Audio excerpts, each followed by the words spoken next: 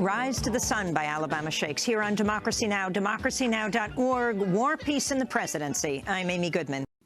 With the presidential election just over 4 weeks away, Donald Trump and Hillary Clinton faced off Sunday night at Washington University in St. Louis in what Politico described as the ugliest debate in U.S. history.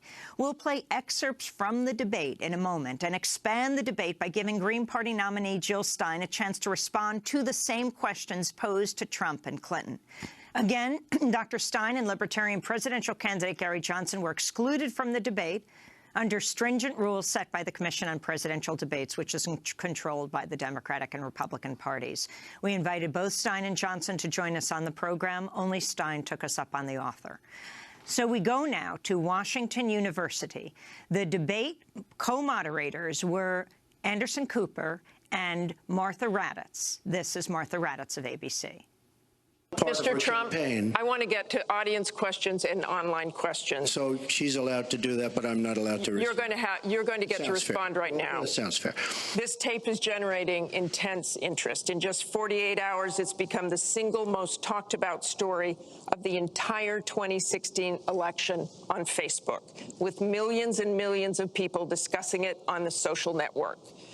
As we said a moment ago, we do want to bring in questions from voters around the country via social media, and our first stays on this topic. Jeff from Ohio asks on Facebook, Trump says the campaign has changed him. When did that happen?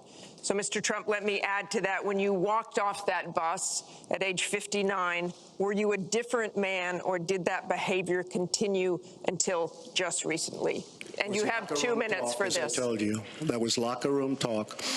I'm not proud of it. I am a person who has great respect for people, for my family, for the people of this country, and certainly I'm not proud of it. But that was something that happened. If you look at Bill Clinton, far worse, minor words, and his was action. His was what he's done to women. There's never been anybody in the history of politics in this nation that's been so abusive to women. So you can say any way you want to say it, but Bill Clinton was abusive to women. Hillary Clinton attacked those same women and attacked them viciously. 4 of them here tonight. One of the women, who is a wonderful woman, at 12 years old, was raped at 12. Her client, she represented, got him off, and she's seen laughing on 2 separate occasions, laughing at the girl who was raped. Kathy Shelton, that young woman, is here with us tonight. So don't tell me about words. I apologize for those words. But it is things that people say. But what President Clinton did, he was impeached. He lost his license to practice law. He had to pay an $850,000 fine to one of the women, Paula Jones, who's also here tonight. And I will tell you that when Hillary brings up a point like that, and she talks about words that I said 11 years ago, I think it's disgraceful, and I think she should be ashamed of herself, if you want to know the truth. Can we please hold the applause? Secretary Clinton, you have 2 minutes. Well, first, let me start by saying that so much of what he's just said is not right, but he gets to run his campaign any way he chooses. He gets to decide what he wants to talk about. Instead of answering people's questions, talking about our agenda, laying out the plans that we have that we think can make a better life and a better country, that's his choice. When I hear something like that, I am reminded of what my friend Michelle Obama advised us all. When they go low, you go high. And look, if this were just about one video, maybe what he's saying tonight would be understandable. But everyone can draw their own conclusions at this point about whether or not the man in the video or the man on the stage respects women. But he never apologizes for anything to anyone. He never apologized to Mr. and Mrs. Khan, the Gold Star family, whose son, Captain Khan, died in the line of duty in Iraq, and Donald insulted and attacked them for weeks over their religion. He never apologized to the distinguished federal judge who was born in Indiana. But Donald said he couldn't be trusted to be a judge because his parents were, quote, Mexican. He never apologized to the reporter that he mimicked and mocked on national television, and our children were watching. And he never apologized for the racist lie that President Obama was not born in the United States of America. He owes the president an apology. He owes our country an apology. And he needs to take responsibility for his actions and his words.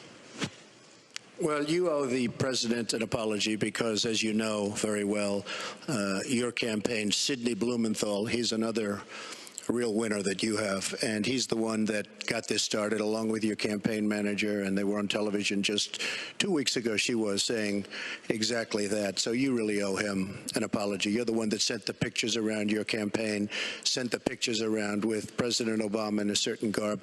That was long before I was ever involved. So you actually owe an apology. And number two, Michelle Obama. I've gotten to see the commercials that they did on you.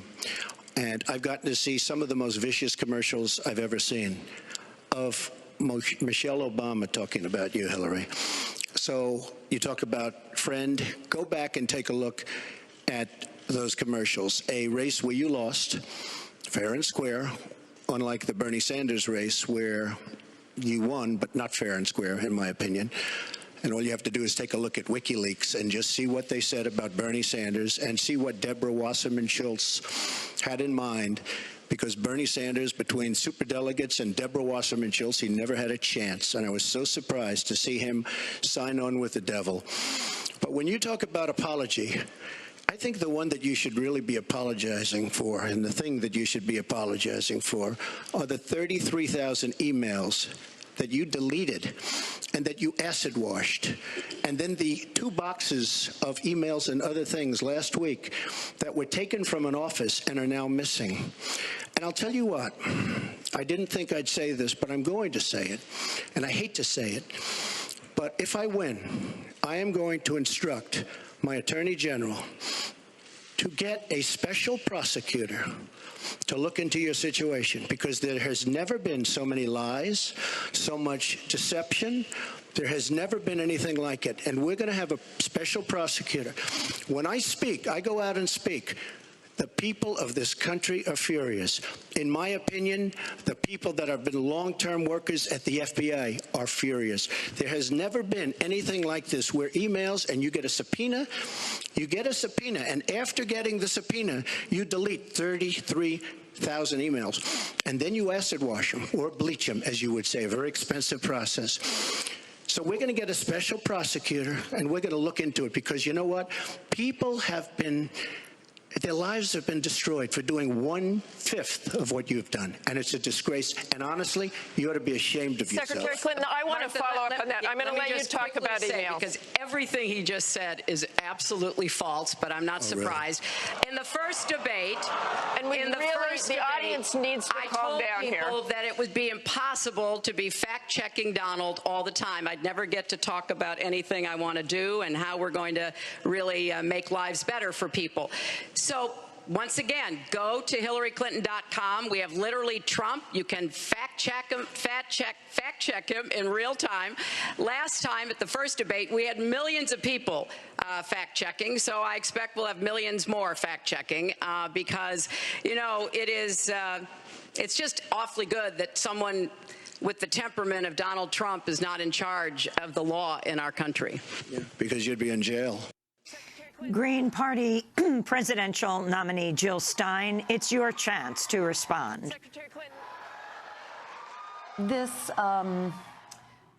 This debate, so-called, is really a sad commentary on what our political system has become.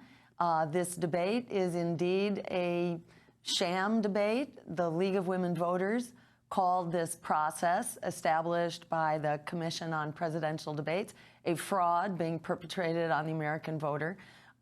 What we're hearing as this debate opens is the candidates go at it about their personal histories, about Hillary's emails, about Donald's despicable, abusive behavior and language towards women. And yes, this is all, fair terrain, but it's shameful that this has to be the focus of the discussion here. The American people have very serious issues before us, and we need to get past this debate over whether Hillary or Donald is more corrupt, who has the more offensive history. Let me, just say there are critical issues before us. The American people have really had it economically. This recovery has been a recovery at the top, despite some minor suggestions that income is rising. Indeed, this is only a small amount among lower and middle income families, probably due to the living wage battles that have been led by the working people of America. An entire generation is locked in debt. Black lives are struggling for safety, walking down the street or driving down the street. Millions of immigrants are living in fear of deportation. Donald Trump has shown that the Republicans are the party of hate and fear-mongering, but the Democrats are the party of deportation, detentions, and night raids. We have wars for oil that are massively expanding, have no end. The Obama administration is now bombing 7 countries. This is bankrupting our budget. Half of our discretionary budget is being spent on these wars, which are not making us more safe, but rather less safe. Almost half of your income taxes are going to this massive defense department, which is not really a defense department. It is an offense department, and the climate is in meltdown. We are seeing super storms now in the Caribbean, 1,000 people tragically killed in the country of Haiti, illustrating again how it is people of color and people in undeveloped nations and poor people who are really on the front lines of climate change. Extended drought, continuing fires in the west of the country. We have a climate crisis here, and these two are bickering about who is more abusive and who has been more derelict in their responsibilities towards the American people. And I think they're both right, that Donald Trump's behavior is absolutely abusive and inexcusable. Hillary Clinton, on the other hand, though her demeanor is certainly much nicer and her message is easier to hear, it's important to remember that it's not the talk, it's the walk. And while Hillary is talking about her history defending and promoting women and children and the cause of our families, remember, it was the Clintons who dismantled aid to families with dependent children. That is the major social safety net, throwing over 1 million families and children into poverty. The Clintons actually passed, and I mean Bill signed, but Hillary supported NAFTA, which sent millions of jobs overseas, and Wall Street deregulation, leading to the economic meltdown and, in fact, the miserable economic conditions that have led to the rise of Donald Trump. So let's be clear, what Hillary is offering is more of this neoliberal centrism, especially now that Republicans are fleeing into her camp. It's one big, happy demo Republican party, and let's not fool ourselves for a moment that Hillary has the solution.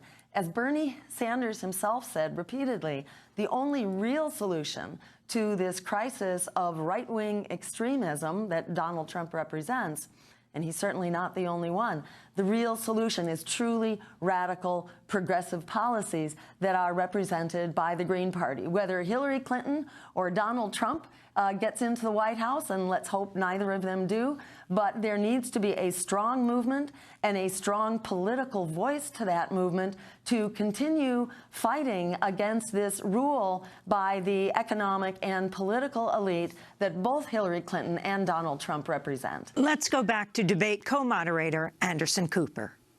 Last month, taxes were the #1 issue on Facebook for the first time in the campaign. The New York Times published 3 pages of your 1995 tax returns. They show you claimed a $916 million loss, which means you could have avoided paying personal federal income taxes for years. You said you pay state taxes, employee taxes, real estate taxes, property taxes. You have not answered, though, a simple question. Did you use that $916 million loss to avoid paying personal federal income taxes for years? Of course I do. Of course I do. And so do all of her donors, or most of her donors. I know many of her donors. Her donors took massive tax write-offs. So have you not paid personal federal income tax? A lot of my write-off was depreciation and other things that Hillary, as a senator, allowed. And she'll always allow it because the people that give her all this money, they want it. That's why. See, I understand the tax code better than anybody that's ever run for president. Hillary Clinton, and it's extremely complex, Hillary Clinton has friends that want all of these provisions, including they want the carried interest provision, which is very important to Wall Street people, but they really want the carried interest provision, which I believe Hillary's leaving. It's very interesting why she's leaving carried interest. But I will tell you that, number one, I pay tremendous numbers of taxes. I absolutely used it, and so did Warren Buffett, and so did George Soros, and so did many of the other people that Hillary is getting money from. Now, I won't mention their names because they're rich, but they're not famous, so we won't make them famous. Okay? Can you say how many years you have avoided paying personal federal income taxes? No, but I pay tax, and I pay federal tax, too. But I have a write-off. A lot of it's depreciation, which is a wonderful charge. I love depreciation. You know, she's given it to us. Hey, if she had a problem, for 30 years she's been doing this, Anderson. I say it all the time. She talks about health care. Why didn't she do something about it? She talks about taxes. Why didn't she do something about it? She doesn't do anything about anything other than talk. With her, it's all talk and no action. In the past, and again, Bernie Sanders, it's really bad judgment. She has made bad judgment not only on taxes, she's made bad judgments on Libya, on Syria, on Iraq. I mean, her and Obama, whether you like it or not, the way they got out of Iraq, the vacuum they've left, that's why ISIS formed in the first place. They started from that little area, and now they're in 32 different nations, Hillary. Congratulations. Great job. I want you to be able to respond, Secretary Clinton.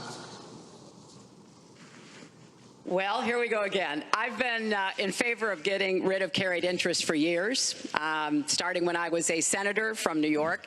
But that's not the point here. Why didn't you do it? Why didn't you do it? Allow her to respond. Because I was a senator with a Republican president. Oh, really? I will be the president. You could have done it. If you were an effective, senator, you could have done it.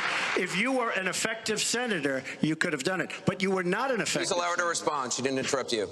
You know, under our Constitution, presidents have something called veto power. Look, he has now said repeatedly, 30 years this and 30 years that. So let me talk about my 30 years in public service. I'm very glad to do so. 8 million kids every year have health insurance because when I was First Lady, I worked with Democrats and Republicans to create the Children's Health Insurance Program. Hundreds of thousands of kids now have a chance to be adopted because I worked to change our adoption and foster care system.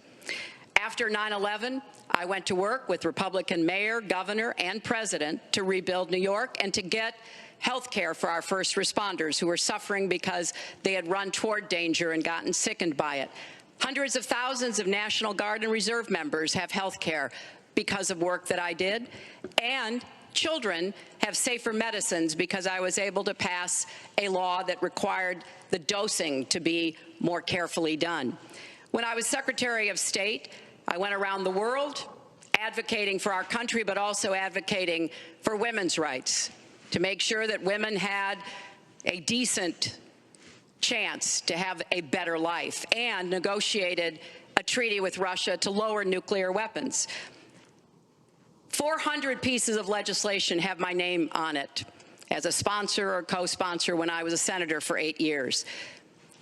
I worked very hard and was very proud to be reelected in New York by an even bigger margin than I had been elected the first time.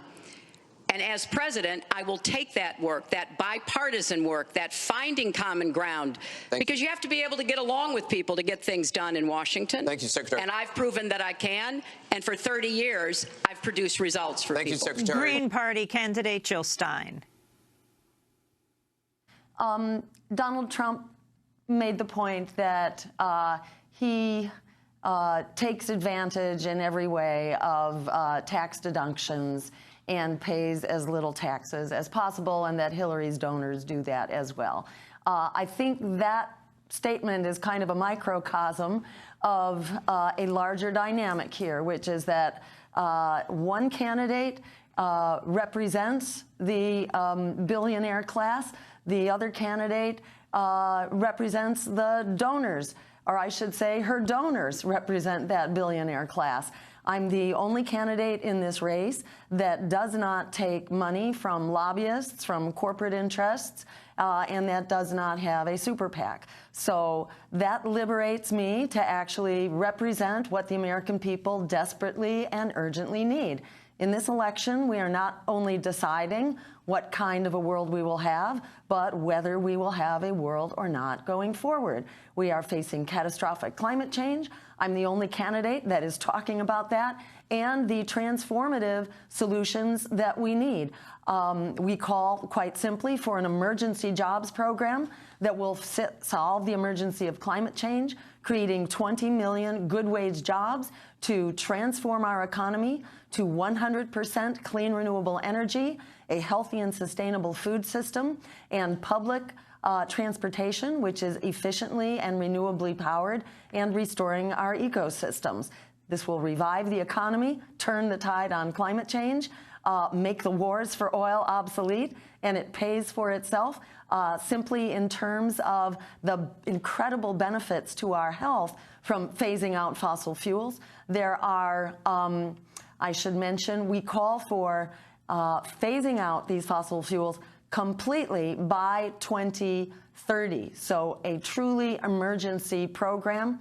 And we call for an immediate ban on all new fossil fuel infrastructure. This includes in the Standing Rock Sioux reservation, where this battle is going on that is being so courageously led by our indigenous brothers and sisters who are setting an example for us all of how we must stand together and stand strong for our water supply, for our human rights, for our democracy, and for the one Mother Earth that we share, who is incredibly imperiled as we speak. Jill Stein, we're going to break. Green Party presidential nominee Jill Stein, as we break the sound barrier, joining the major party candidates Donald Trump and Hillary Clinton. All are in St. Louis. The major debate took place on Sunday night. This is Democracy Now! Back with more in a minute.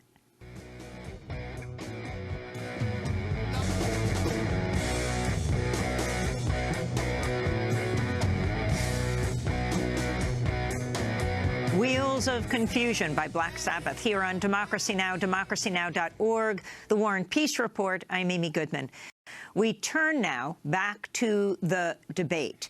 This is debate moderator Martha Raddatz of ABC.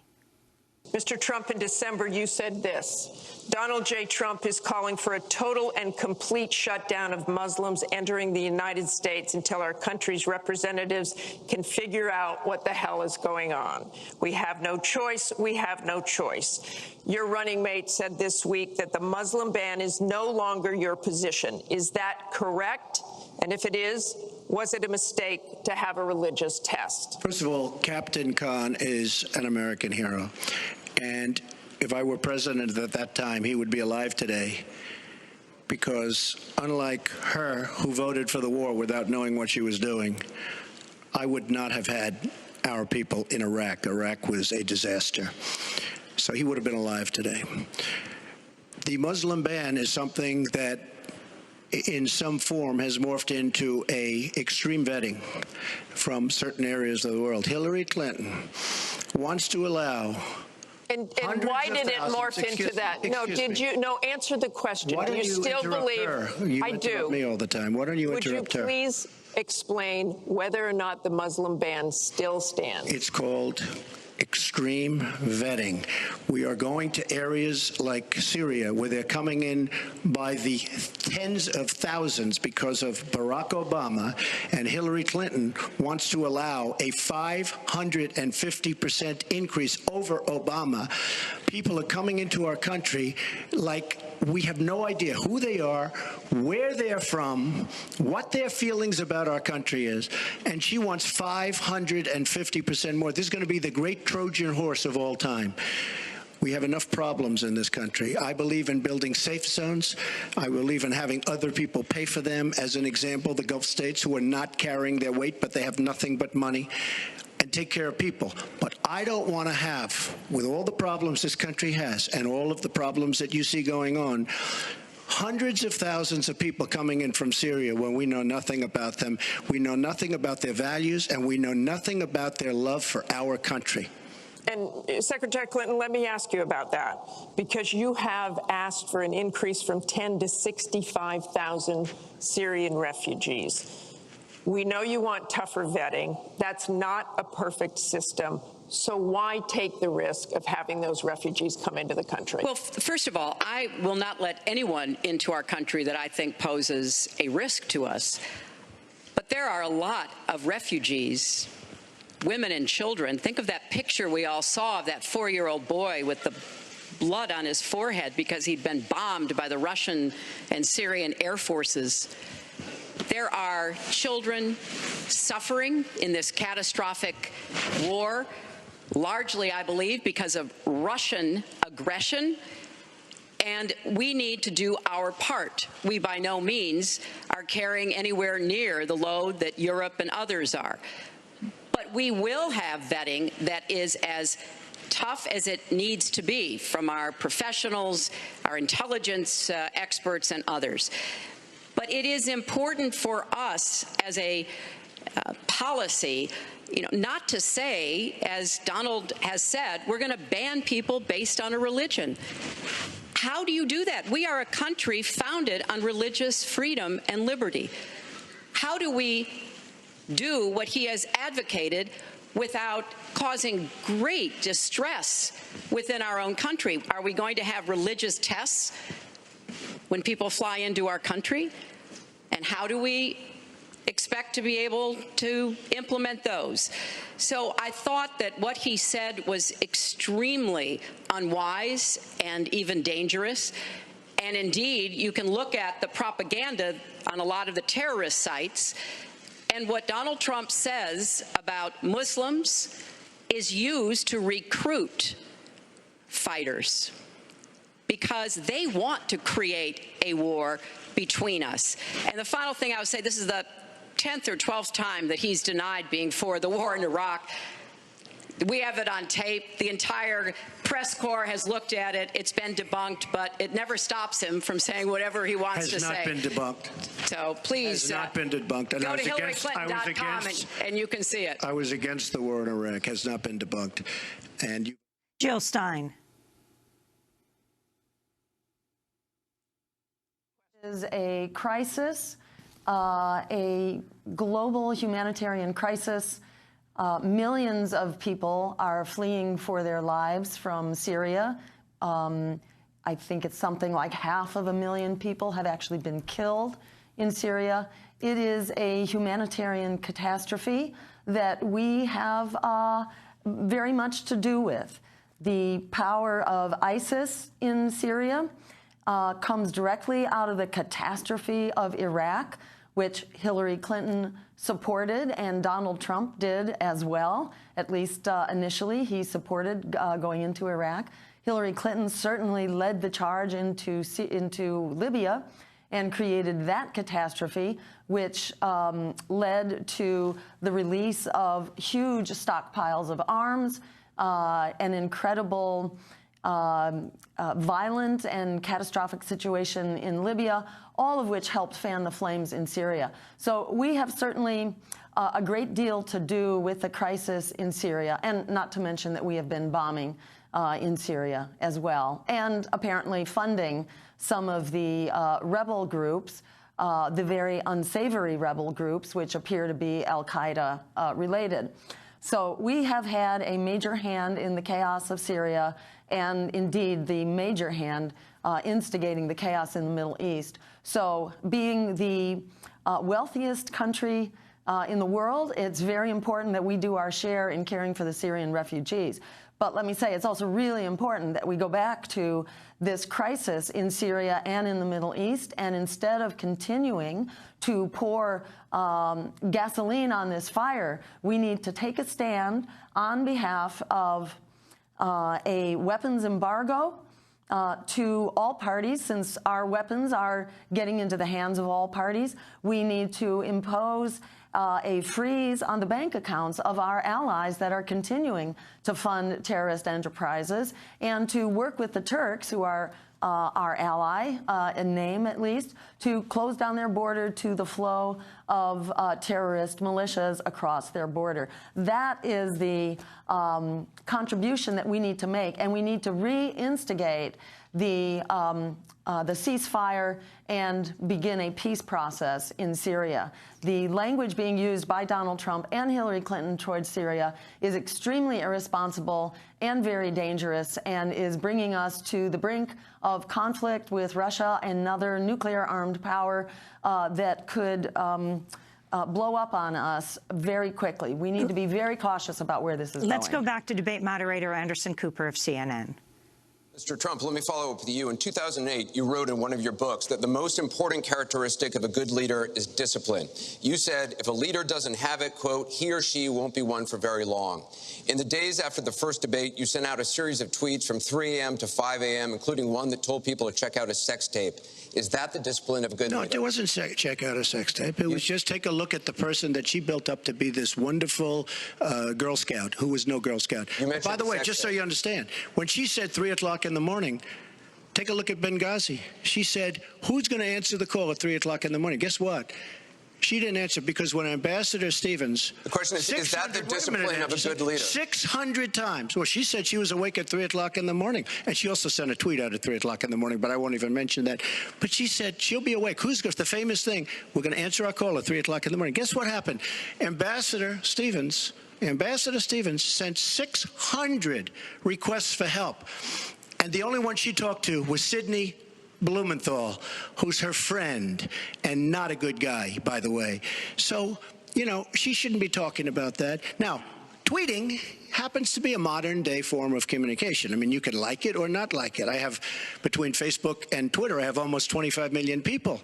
It's a very effective way of communication. So you can put it down, but it is a very effective form of communication. I'm not unproud of it, to be honest with you. Secretary Clinton, does Mr. Trump have the discipline to be a good leader? No. Oh, I'm shocked to hear that. Well, it's not only my opinion, it's the opinion of many others, national security experts, Republicans, former Republican members of Congress. But it's in part because those of us who have had the great privilege of seeing this job up close and know how difficult it is, and it's not just because I watched my husband take a $300 billion deficit and turn it into a $200 billion surplus, and 23 million new jobs were created, and incomes went up for everybody. Everybody. African-American incomes went up 33%. And it's not just because I worked with George W. Bush after 9/11. And I was very proud that when I told him what the city needed, what we needed to recover, he said, you've got it, and he never wavered. He stuck with me. And I have worked, and I admire President Obama. He inherited the worst financial crisis since the Great Depression. That was a terrible time for our country. We have to move along. 9 million people lost their jobs, 5 million homes were lost, Secretary and Clinton, $13 trillion in family wealth was wiped out. We are back on the right track. He would send us back into recession with his tax plans. Secretary Clinton, we are moving to an audience question. We're almost out of time. We have another. Mr. Trump, we're moving to an audience question. It is, our country has the Secretary Clinton, we want to get to the audience. Jill Stein, your final comment for this hour. You have 90 seconds. I just want to finish this discussion about this endless war in the Middle East. And I think it's very important that the American people have the benefit of knowing what we are paying for this war and what we are getting from it. This war, according to a Harvard study a couple of years ago, would cost us about $6 trillion for just Iraq and Afghanistan alone, when you include the ongoing costs of caring for our wounded veterans, who deserve far more than what they're getting, not only in health care, housing, PTSD support, job training, et cetera. But it's about $6 trillion, which comes down to about $50,000 for every American household.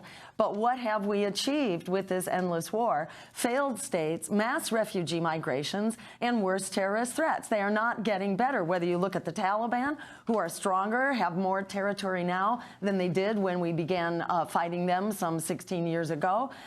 Whether you look at Al-Qaeda, which has become a global movement, or ISIS. This doesn't work, yet it's costing us half of our discretionary budget and almost half of your income taxes. So it's very important that we have a new offensive in the Middle East. We call it a peace offensive, and it begins with a weapons embargo and with a freeze on the bank accounts of our allies, like Saudi Arabia, if they continue to insist on funding terrorist enterprises around the world. That is the way forward. Green Party presidential candidate Dr. Jill Stein, as part of our Expanding the Debate 2-hour special. We turn now to the debate moderators Anderson Cooper and Martha Raddatz in St. Louis at Washington University. Raddatz of ABC, Anderson Cooper of CNN. This is Cooper. We have a question here from Ken Karpowitz. He has a question about health care. Ken? I'd like to know, Anderson, why aren't you bringing up the emails? I'd like to know. Why aren't you getting brought up the emails? No, it hasn't. It hasn't. And it hasn't been finished at all. Ken Karpowitz has a question. It's nice to 1-on-3. Thank you. Affordable Care Act, known as Obamacare, it is not affordable. Premiums have gone up, deductibles have gone up, co-pays have gone up, prescriptions have gone up, and the coverage has gone down. What will you do to bring the costs down and make coverage better? That first one goes to Secretary Clinton because you started out the last one to the audience. If he wants to start, he can start. Go ahead, Hillary. No, go ahead, Donald. No, I'm a gentleman, Hillary. Go ahead. Secretary Clinton? Well, I think Donald was about to say he's going to solve it by repealing it and getting rid of the Affordable Care Act. And I'm going to fix it because I agree with you. Premiums have gotten too high, co-pays, deductibles, prescription drug costs, and I've laid out a series of actions that we can take to try to get those costs down. But here's what I don't want people to forget when we're talking about reining in the costs, which has to be the highest priority of the next president. When the Affordable Care Act passed, it wasn't just that 20 million people got insurance who didn't have it before, but that in and of itself was a good thing. I meet these people all the time, and they tell me what a difference having that insurance meant to them and their families. But everybody else, the 170 million of us who get health insurance through our employers, got big benefits. Number one, insurance companies can't deny you coverage because of a pre-existing condition. Number two, no lifetime limits, which is a big deal if you have serious health problems. Number three, women can't be charged more than men for our health insurance, which is the way it used to be before the Affordable Care Act. Number four, if you're under 26 and your parents have a policy, you can be on that policy until the age of 26, something that didn't happen before. So I want very much to save what works and is good about the Affordable Care Act. But we've got to get costs down. We've got to provide some additional help to small businesses so that they can afford to provide health insurance. But if we repeal it, as Donald has proposed, and start over again, all of those benefits I just mentioned are lost to everybody, not just people who get their health insurance on the exchange. And then we would have to start all over again. Right now, we are at 90% health insurance coverage. That's the highest we've ever been in our country. Secretary Clinton, so I want us to get to 100%, but get costs down and keep quality up. Mr. Trump, you have 2 minutes. It is such a great question, and it's maybe the question I get almost more than anything else outside of defense. Obamacare is a disaster.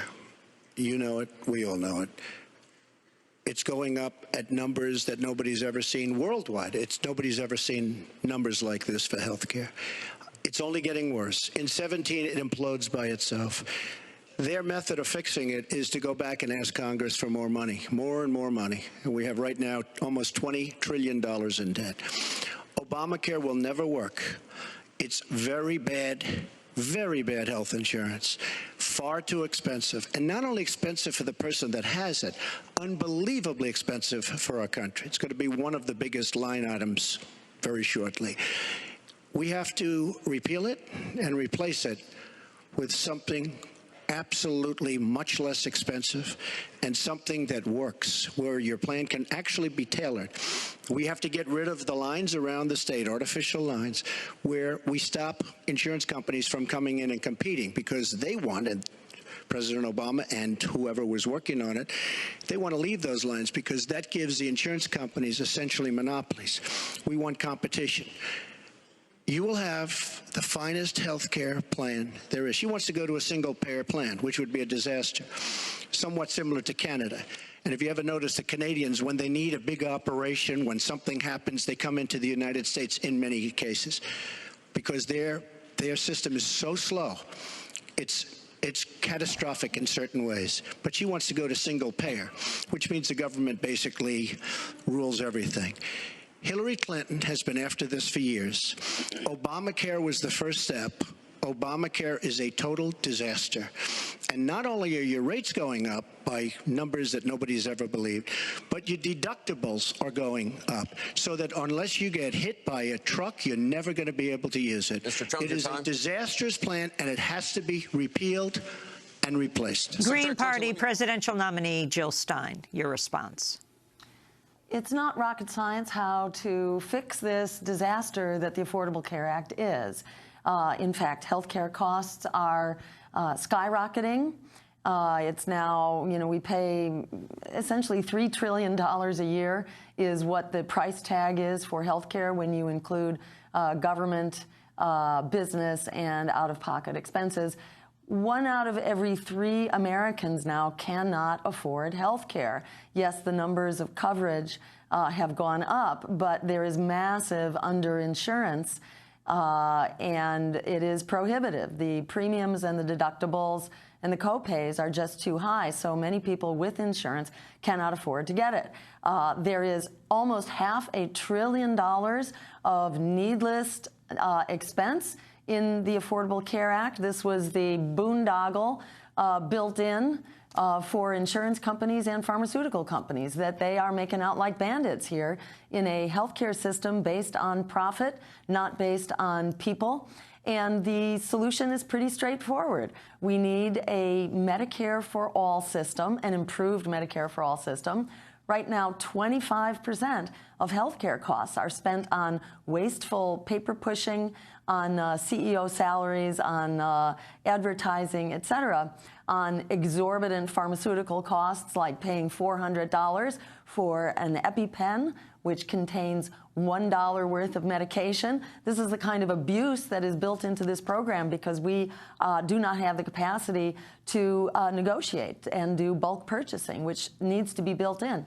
Under an improved Medicare for All system, that 25% overhead is reduced to about 1%, 1 to 2% overhead. So it enables us to put our healthcare dollars truly into healthcare so that you are covered head to toe, cradle to grave, your mental health, your pharmaceuticals, your hearing aid, your insulin pump, whatever, and your reproductive health care and your mental health care. And the health care decisions are between you and your doctor. It gets corporations off your back, and it gets CEOs out of the business of deciding and micromanaging your health care. Green Party presidential nominee Jill Stein. After a short break, we'll return to the Donald Trump-Hillary Clinton presidential debate and give Dr. Stein a chance to respond to those same questions posed to the major party candidates at Washington University in St. Louis. Stay with us. This wrinkle in time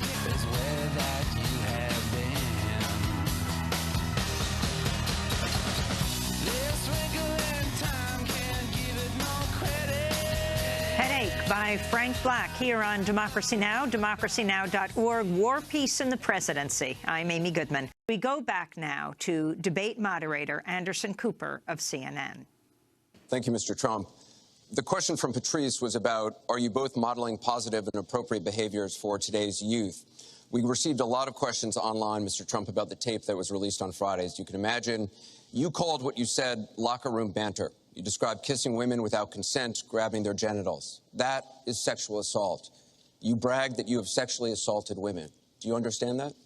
No, I didn't say that at all. I don't think you understood what was said. This was locker room talk. I'm not proud of it. I apologize to my family. I apologize to the American people. Certainly, I'm not proud of it.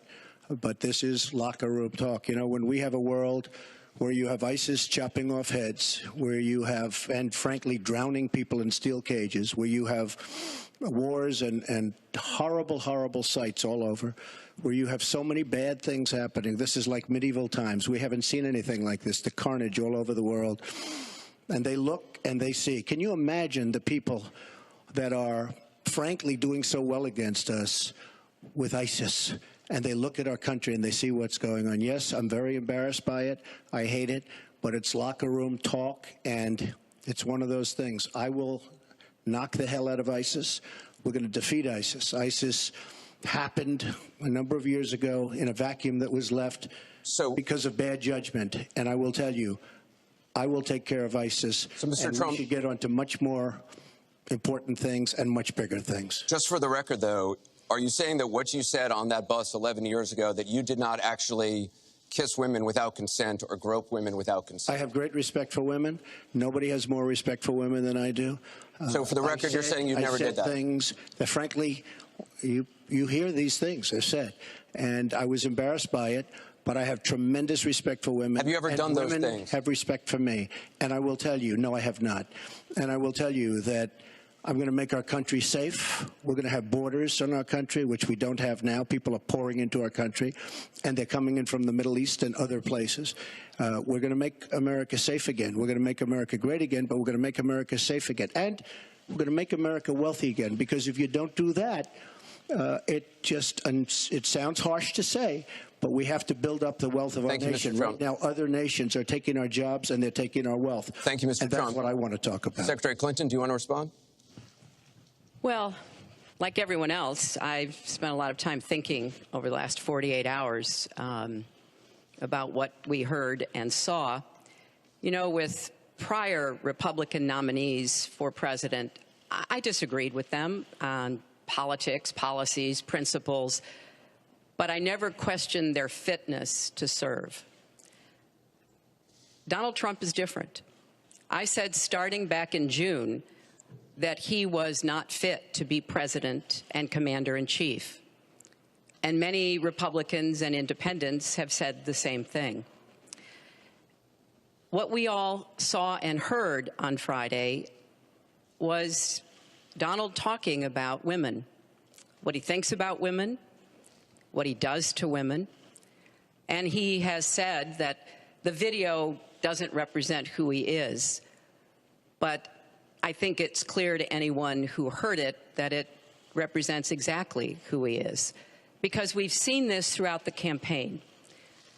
We have seen him insult women. We've seen him rate women on their appearance, ranking them from 1 to 10. We've seen him embarrass women on TV and on Twitter. We saw him after the first debate spend nearly a week denigrating a former Miss Universe in the harshest, most personal terms. So, yes, this is who Donald Trump is. But it's not only women, and it's not only this video that raises questions about his fitness to be our president, because he has also targeted immigrants, African Americans, Latinos, people with disabilities, POWs, Muslims, and so many others. So this is who Donald Trump is. And the question for us, the question our country must answer, is that this is not who we are. That's why, to go back to your question, I want to send a message, we all should, to every boy and girl, and indeed to the entire world, that America already is great, but we are great because we are good. And we will respect one another, and we will work with one another, and we will celebrate our diversity.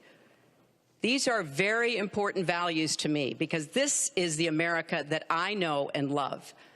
And I can pledge to you tonight that this is the America that I will serve if I'm so fortunate enough to become your president. And we want to get to some questions Well, am I from allowed to online. respond to that? I assume I am. Yes, you can respond to that. It's just words, folks. It's just words. Those words, I've been hearing them for many years. I heard them when they were running for the Senate in New York, where Hillary was going to bring back jobs to upstate New York, and she failed. I've heard them where Hillary is constantly talking about the inner cities of our country, which are a disaster, education-wise, job-wise, safety-wise, in every way possible. I'm going to help the African Americans. I'm going to help the Latinos, Hispanics. I am going to help the inner cities. She's done a terrible job for the African Americans. She wants their vote, and she does nothing, and then she comes back 4 years later. We saw that firsthand when she was a United States Senator. She campaigned where the primary part of her campaign. I want to get to audience questions and online questions. So she's allowed to do that, but I'm not allowed to respond. You're going to get to respond right now.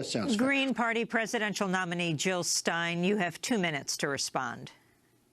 So the question, is whether we candidates are modeling behavior that is appropriate for our children to emulate. And I agree in the strongest terms that Donald Trump's abusive behavior and abusive language towards women and everybody else is shameful and despicable and a terrible thing for our children and the rest of society to witness. Sexual violence towards women is not a trivial matter. 1 out of 6 women is a victim of sexual violence.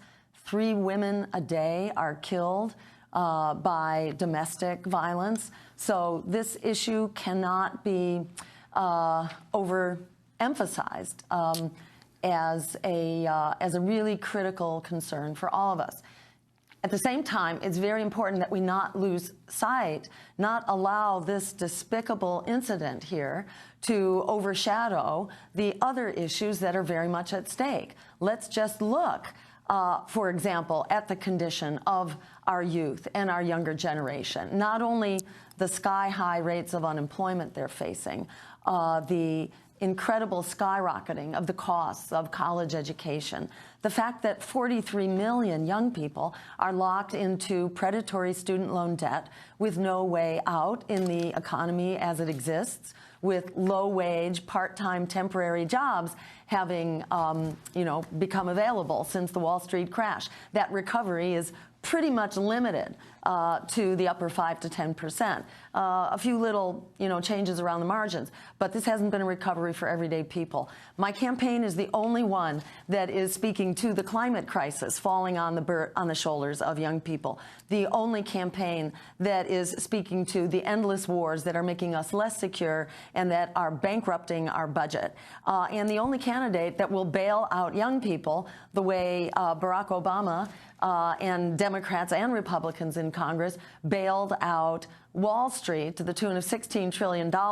It's about time for us to bail out the victims of Wall Street, the younger generation who is trapped in predatory student loan debt. And I just want to encourage people to go to my website, Jill2016.com, to be a part of this movement. The numbers are there. 43 million young people are locked into debt. That is a winning plurality of the vote. If that word were to get out, this election could be turned on its head. There is a voter revolt, which is actually in full swing right now. And you can see that the corporate media is working overtime to try to do a blackout on our campaign, which is the real threat to this politics as usual that is throwing us under the bus. So Thank you. Let's go back to debate moderator Martha Raddatz of ABC. This next question comes from the public. through the bipartisan Open Debate Coalition's online forum where Americans submitted questions that generated millions of votes. This question involves WikiLeaks' release of purported excerpts of Secretary Clinton's paid speeches, which she has refused to release, and one line in particular in which you, Secretary Clinton, purportedly say you need both a public and private position on certain issues. So, two from Virginia asks, is it okay for politicians to be two-faced? Is it acceptable for a politician to have a private stance on issues? Secretary Clinton, well, your 2 minutes. Right. As I recall, that was something I said about Abraham Lincoln after having seen the wonderful Steven Spielberg movie called Lincoln. It was a master class watching President Lincoln get the Congress to approve the 13th Amendment. It was principled and it was strategic.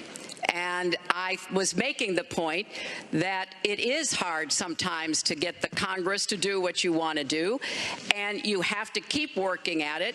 And yes, President Lincoln was trying to convince some people. He used some arguments. Convincing other people, he used other arguments. That was a great, I thought, a great display of presidential leadership.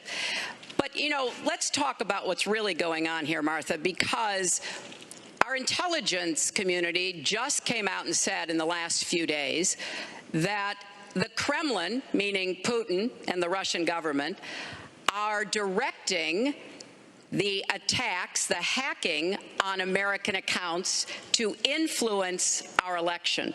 And WikiLeaks is part of that, as are other sites where the Russians hack information. We don't even know if it's accurate information, and then they put it out. We have never in the history of our country been in a situation where an adversary, a foreign power, is working so hard to influence the outcome of the election. And believe me, they're not doing it to get me elected. They're doing it to try to influence the election for Donald Trump. Now, maybe because he has praised Putin, maybe because he says he agrees with a lot of what Putin wants to do, maybe because he wants to do business in Moscow. I don't know the reasons. But we deserve answers. And we should demand that Donald release all of his tax returns so that people can see what are the entanglements and the financial relationships we're going to get to that later. That he has Secretary with Clinton, Russians and you're out other of time. foreign powers. Well, I think I should Mr. respond Trump. because it's so ridiculous. Look, now she's blaming, she got caught in a total lie. Her papers went out to all her friends at the banks, Goldman Sachs and everybody else, and she said things, WikiLeaks, that just came out, and she lied. Now she's blaming the lie on the late, great Abraham Lincoln. That's one that I haven't.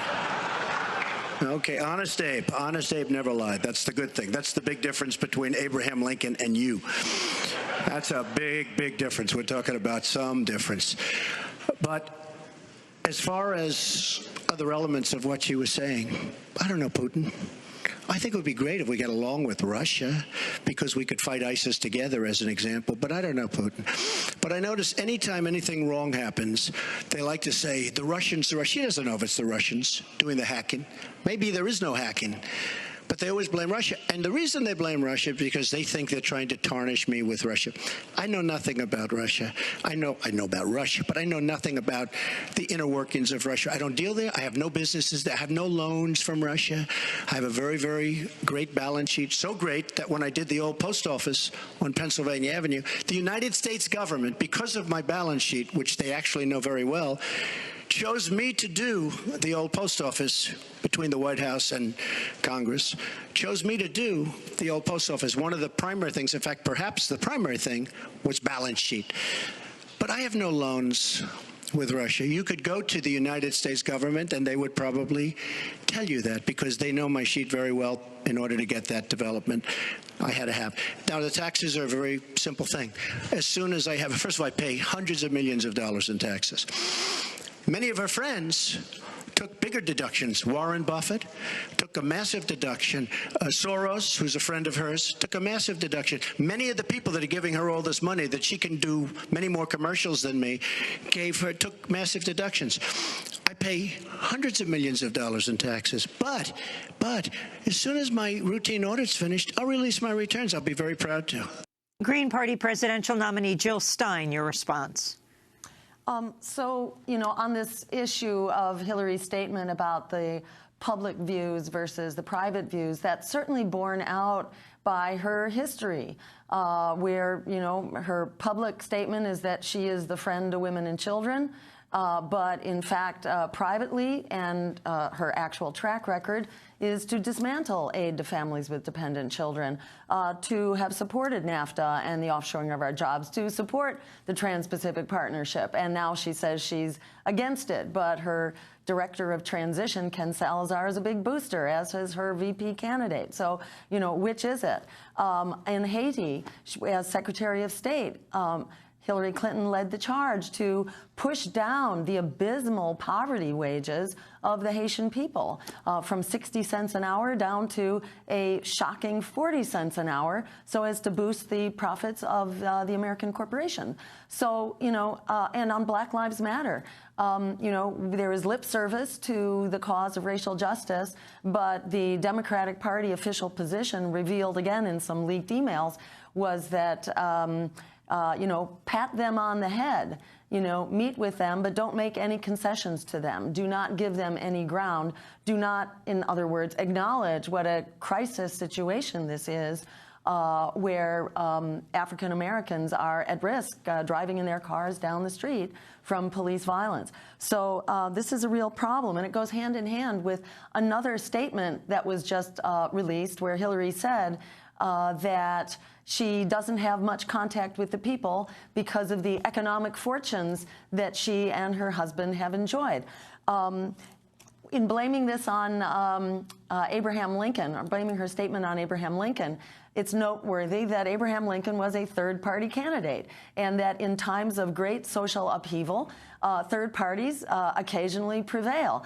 And for so many people, the issue here is the politics of fear, and the greater fear of Donald Trump that overrides everything else, including Hillary Clinton's record creating the economic misery leading to the rise of Donald Trump. So I just want to underscore for people to remember what happened under Richard Nixon, one of the most terrible, regressive, oppressive presidents we've ever had, where we had the courage of our convictions. And under this terrible president, we achieved bringing the troops home from Vietnam, women's right to choose, the Clean Air Act, the Clean Water Act, protections for workers in the workplace, because we, the people, were standing up and leading the charge towards the kinds of policies that we actually deserve. It's important for us to lead with the politics of courage. The politics of fear, unfortunately, has delivered everything we were afraid of. Green Party presidential nominee Jill Stein, after a short break, will return to the Donald Trump-Hillary Clinton presidential debate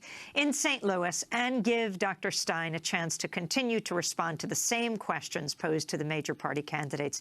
This is Democracy Now!'s expanding the debate special. Stay with us. Oh, wave a history!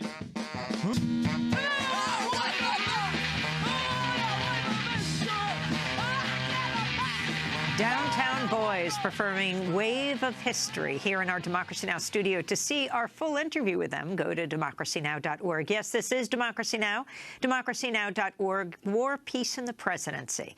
Let's go back to the debate. It's co-moderated by Anderson Cooper of CNN, and this is Martha Raddatz of ABC. We have another audience question. Beth Miller has a question for both candidates. Good evening.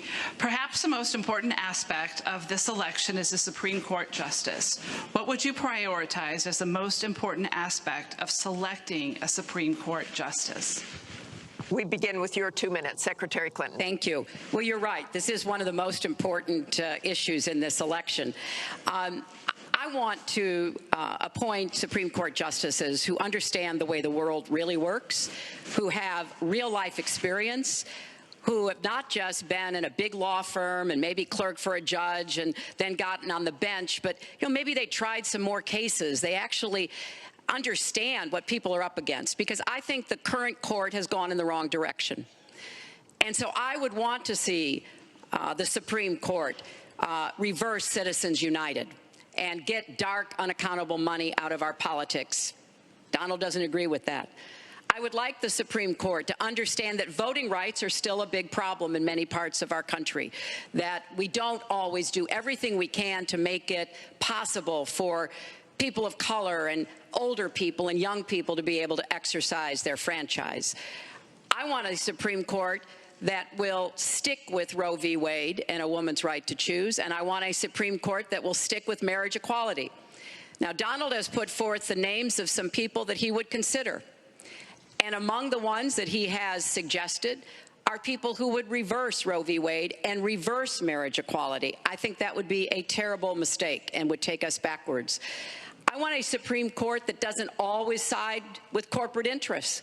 I want a Supreme Court that understands because you're wealthy and you can give more money to something doesn't mean you have any more rights or should have any more rights than anybody else. So I have very clear views about what I want to see to change the balance on the Supreme Court.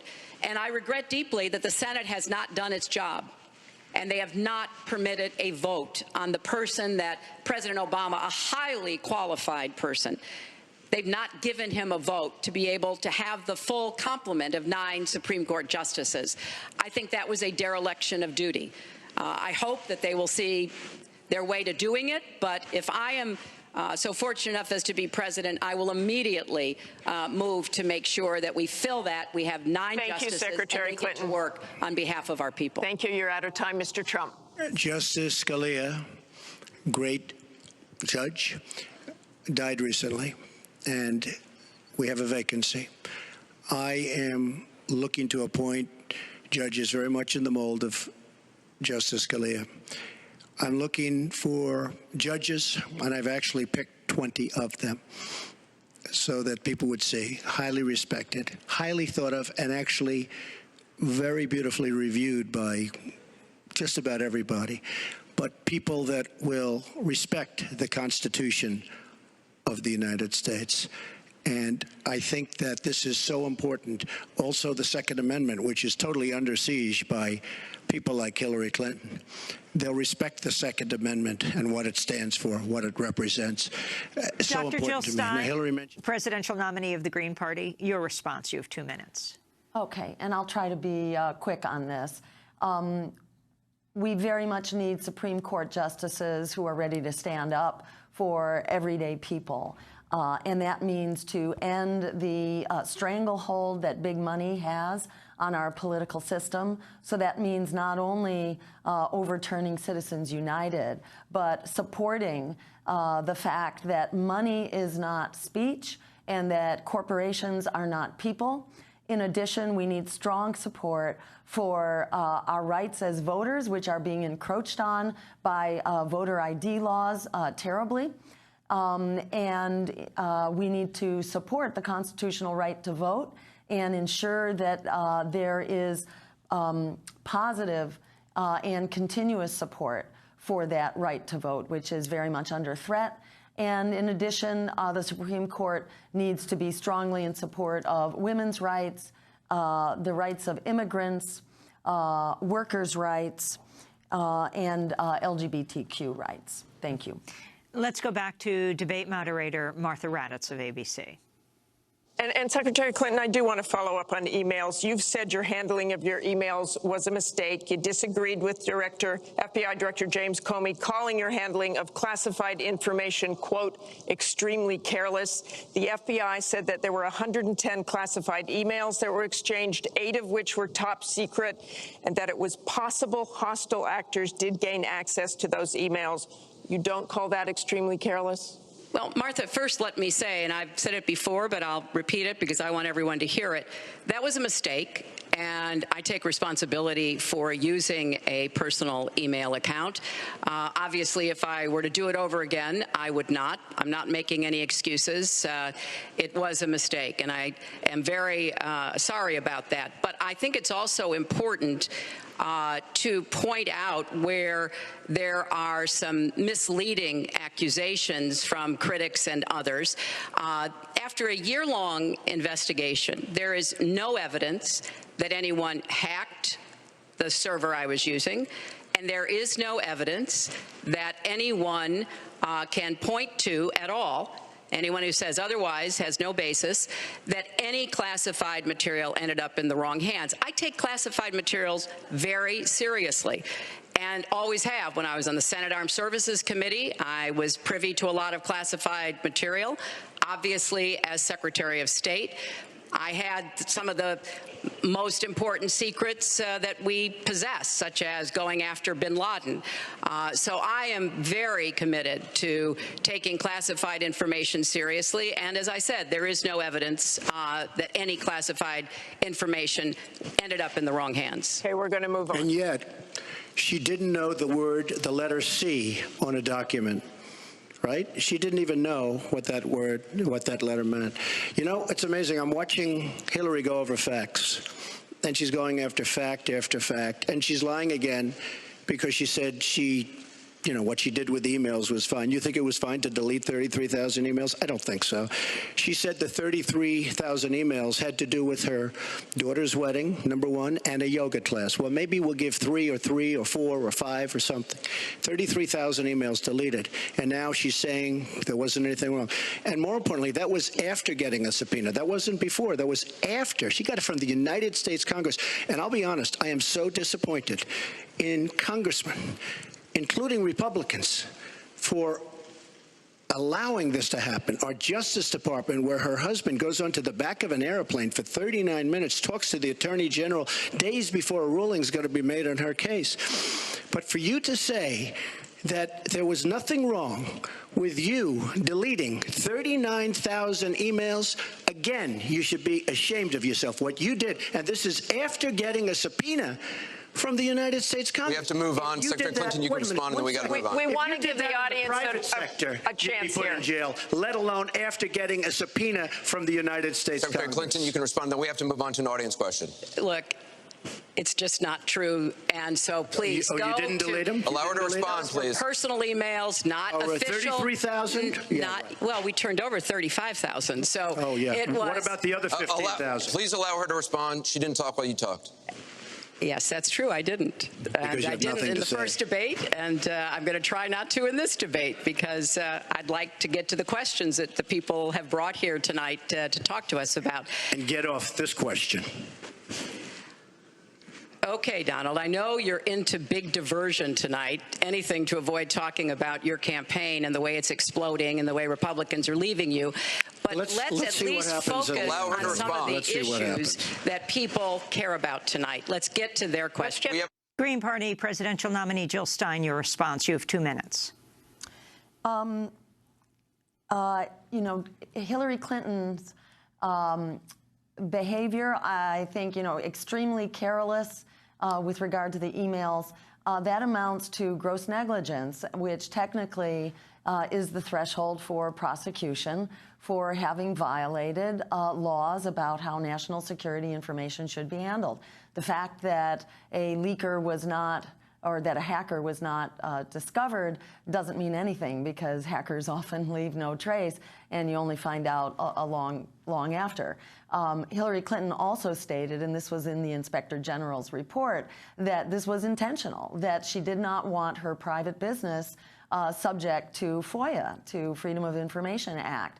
And in fact, what she deleted amounted to half the volume of her emails, which is pretty staggering that someone on a job as busy as the Secretary of State's job has half of their time on the job, or at least half the volume of their emails is spent on their own personal business. And it's a little bit disturbing that as she is conducting the Secretary's business, she has concurrently this Clinton Foundation business where she is granting special favors, special partnerships, special government contracts, weapons deals, et cetera, to Clinton Foundation donors. So there's just a lot here that represents how the economic and political elite are very much represented, I think, by both of these candidates, and underscores why it's really important for us to exercise our power in a democracy. We have a right to know who we can vote for,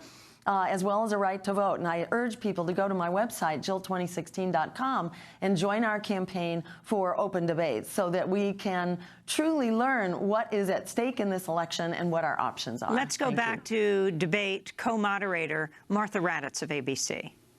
We're going to move on to Syria. Both of you have mentioned that. She said a lot of things that were false. I mean, I think we should be allowed to maybe Mr. Trump, we're going to go on. This is about the audience. Disaster as a senator. Mr. Trump, we're going to move on.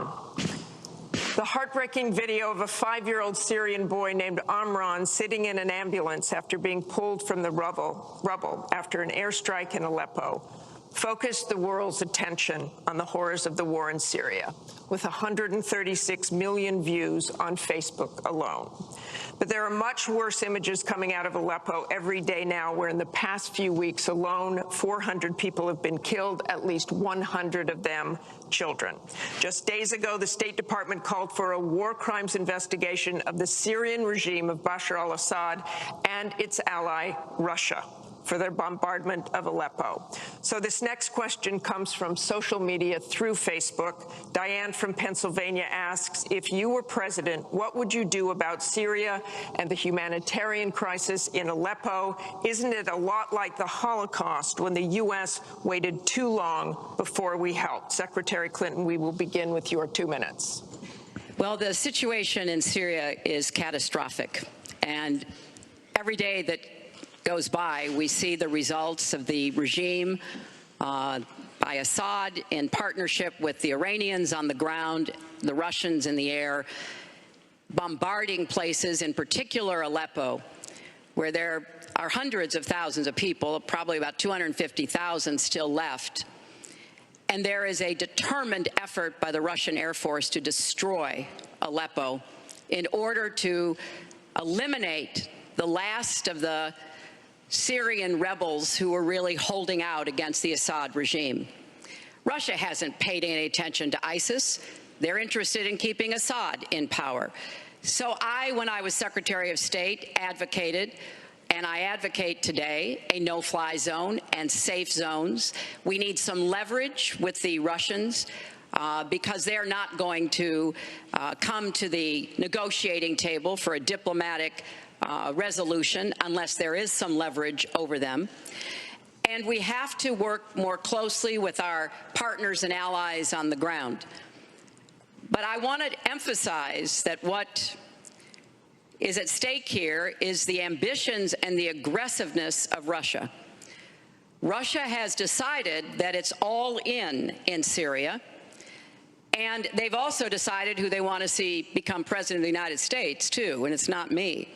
I've stood up to Russia. I've taken on Putin and others, and I would do that as president. I think wherever we can cooperate with Russia, that's fine, and I did as Secretary of State. That's how we got a treaty reducing nuclear weapons. It's how we got the sanctions on Iran that put a lid on the Iranian nuclear program without firing a single shot. So I would go to the negotiating table with more leverage than we have now. But I do support the effort to investigate for crimes, war crimes, committed by the Syrians and the Russians and try to hold them accountable. Thank you, Secretary Clinton. First of all, she was there as Secretary of State with the so-called line in the sand, which... No, I wasn't. I was gone. I hate to interrupt you, but you were in contact, excuse me. At some point, we need to do some You were in total contact with the White House, and perhaps... Sadly, Obama probably still listened to you. I don't think he'd be listening very much anymore. Obama draws the line in the sand. It was laughed at all over the world what happened. Now, with that being said, she talks tough against Russia. But our nuclear program has fallen way behind, and they've gone wild with their nuclear program. Not good. Our government shouldn't have allowed that to happen. Russia is new in terms of nuclear. We are old, we're tired, we're exhausted in terms of nuclear. A very bad thing. Now, she talks tough. She talks really tough against Putin and against Assad. She talks in favor of the rebels. She doesn't even know who the rebels are. You know, every time we take rebels, whether it's in Iraq or anywhere else, we're arming people. And you know what happens? They end up being worse than the people. Look at what she did in Libya with Gaddafi. Gaddafi's out. It's a mess. And by the way, ISIS has a good chunk of their oil. I'm sure you probably have heard that. It was a disaster. Because the fact is, almost everything she's done in foreign policy has been a mistake, and it's been a disaster. Jill Stein, your final comment, presidential nominee of the Green Party, on this issue of Syria. So Syria is a disaster, and it's a very complicated disaster. It is a civil war. It is a proxy war among many nations. It is a pipeline war also between Russia and the Gulf states, who are competing to run their pipelines with fracked gas into Europe across Syria. So this is a very complicated situation, and there is a hornet's nest, a real circular firing squad of alliances here that's, you know, extremely complicated. To present a no-fly zone here as a solution is extremely dangerous. A no-fly zone means we are going to war with Russia, because it means we will be shooting down planes in the sky in order to create this no-fly zone, which is where Russia has a commitment to defending the Assad government. So remember, there was a ceasefire, which was very hard won, and that ceasefire was destroyed by the action of the Americans, bombing, apparently by mistake, although some people say not by mistake, but it was our bombing of the Syrian troops that destroyed that ceasefire. We need to redouble our efforts here. And we need to acknowledge that war with Russia is not an option. There are 2,000 nuclear weapons on hair trigger alert. And who was it that dropped out of the nuclear arms control? That was George Bush. That was our part, the U.S., in allowing the nuclear arms race to re-engage. Mikhail Gorbachev, the former premier of the Soviet Union, said last week that we are now at a more dangerous period regarding nuclear war than we have ever been. So it's really important for the warmongers in the Democratic and Republican parties to be cooling their jets now, and for us to be moving forward towards a weapons embargo and a freeze on the funding of those countries that are continuing to fund terrorist enterprises. Green Party presidential candidate Dr. Jill Stein, thanks so much for being with us as part of our Expanding the Debate 2-hour special. If you didn't get the whole thing, go to democracynow.org. And also our 3.5-hour special on the night of the St. Louis debate, Sunday night, with all of our guests and pre- and post-debate conversation. I'm Amy Goodman. Thanks so much to Mike Burke, Noreen Sheikh, Carla Wills, Laura Gardesteiner, Dina Guzder, Sam Alcoff. Thanks for joining us.